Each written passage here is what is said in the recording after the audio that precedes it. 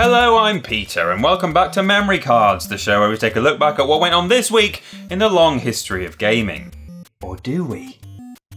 Yeah, we do. This week sees the 20th anniversary of the Europe and North American versions of Gran Turismo on the 8th and 12th of May respectively. This is kind of a big deal, not just because it was a great racing sim back then and is fondly remembered by many today, but also because it was the best-selling PlayStation 1 game of all time, shifting over 10 million copies. Now this is massively helped by the fact the game was actually bundled with the console itself at one point, but either way, in its 20-year lifetime, Gran Turismo 1 was owned and played by more people than any other PS1 game, and that's well worth shouting about.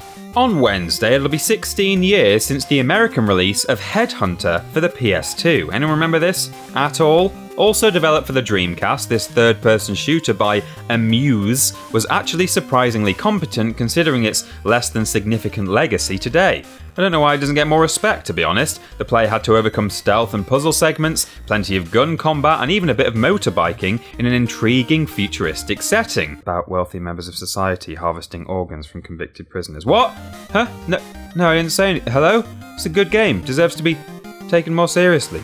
Last but by absolutely no means least, the 12th of May marks 15 years since the release of GTA Vice City on PC. Yeah, the PC version specifically. Look, it's a fucking drought of a week for mass appeal games celebrating milestones, alright? So, GTA Vice City for the PC. To be fair though, this version of the game does actually have one pretty big claim to fame, in that it won the very first BAFTA Games Award for Best PC Title of the Year. Not a bad legacy at all. With a Metacritic aggregate score of 94%, the PC version in particular was one hell of a well-received game, and no wonder.